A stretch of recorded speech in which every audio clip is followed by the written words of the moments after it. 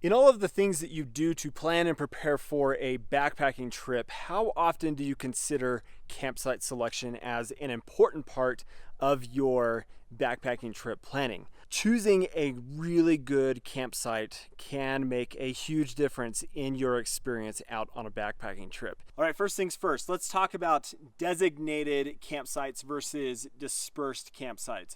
Where I'm at right now is in the National Forest, and I have the ability to do dispersed camping, which means that I'm not required ahead of time to go and book and reserve a designated campsite. And oftentimes in very popular areas, national parks or state parks, areas that might be on private land, private campgrounds, and that kind of thing, you are required ahead of time to reserve and book a very specific designated campsite, and you have to plan your trip around those campsites. And so campsite selection for that is very different than what you might be doing in a dispersed setting. And what I mean by that is, with a designated site, you don't get to choose where you place things. It's all designated for you, it's set out for you, and how close you are to water or down in a low valley or other kinds of conditions, that's already set, and you don't get to make those decisions that can enhance or change your experience because they have created a designated site. So now with a dispersed camping site, I've got the ability to pretty much choose wherever I want to camp. And so some key things that I'm looking for in a dispersed site is to first follow leave no trace principles. I got to make sure that I am far enough away from water, far enough away from the trail, but also away from other campers. So I've got to find places that are going to be suitable for either hanging a hammock or putting a tent. And this spot that I've got right here is an ideal, nice and flat spot for me to put my tent. But some of the things that I'm looking for when I'm looking for a tent site is, am I going to have any kind of water runoff if it does rain, and is that going to create a low spot for water to collect in any way if I put my tent right here? And it's not a fun thing if you have spent time in a tent that all of a sudden you've got a lake of water around you from a rainstorm. But also, what if you got around you? Are there dead trees? And fortunately, this spot right here, I don't have what are called widowmakers. I don't have dead trees, things that I have to be really concerned about in high winds might blow over and crush me in the middle of the night, or a branch breaks off and it comes down and it damages my tent. All sorts of different kinds of things can happen. So your selection for a tent is super important. It's not just, well, that looks like a nice flat spot, I'll just put my tent there. Look up. Pay attention to the things that are around you, and you'll be able to really determine whether or not that's a great site. And fortunately, this is a great site for me to put my tent. So let's get my tent set up and talk about a few other things here. Now let's talk about temperature, condensation, and storm protection. As you're moving along on the trail, you will come across, and probably have come across, some pretty awesome looking sites and thought, man, I'm gonna stay here and camp. But there could be some considerations that you're missing by choosing some of those sites that you come across. And namely, that has to do with some low spots that you might be in compared to being able to get a little bit higher, like up on a ridge or away from water.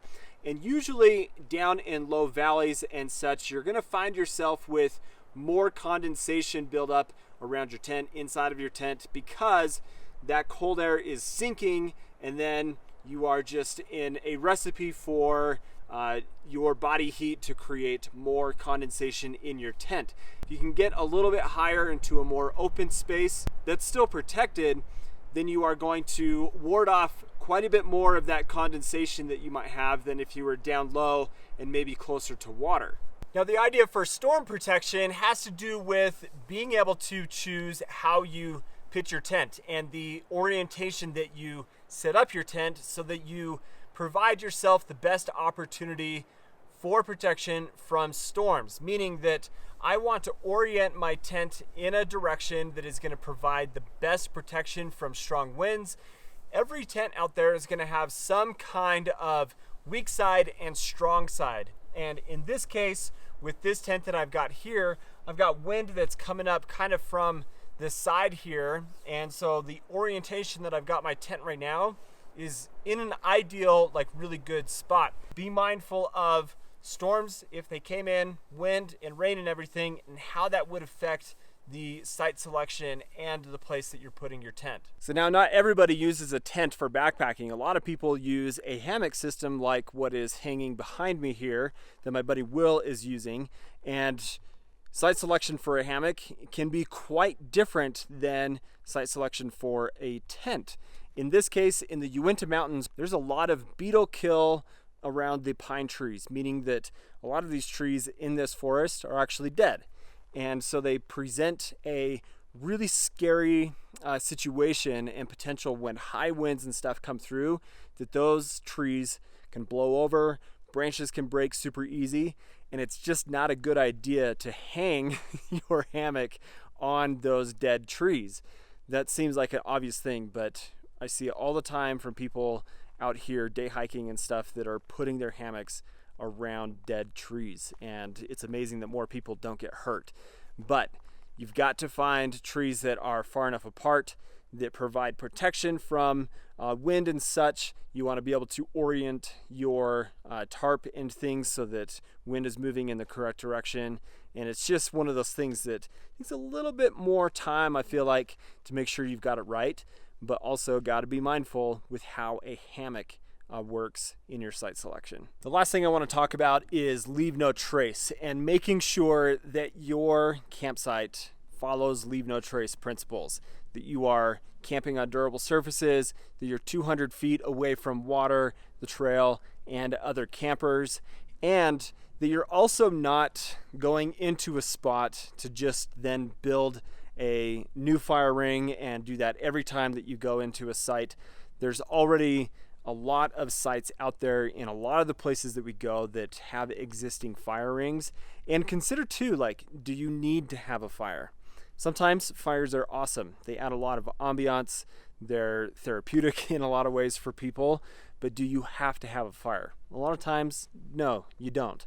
And so be mindful of the impact that your site selection has on the area. What does being there do to that specific area? And oftentimes in busy places, kind of like where we're at right now, you'll see that a lot of the trees around like the fire rings and stuff, all of the branches from about reaching height from the ground down are totally broken and busted off of the tree. You can probably see this tree behind me here that has that exact thing. And that just is something to consider, that we create impact when we go out into the backcountry. And so be mindful of what your impact is when you go out and how that affects the area of the site that you've selected. So thanks for watching today, guys. If you're not subscribed to the channel, please do. Hope you have an awesome day. We'll see you later.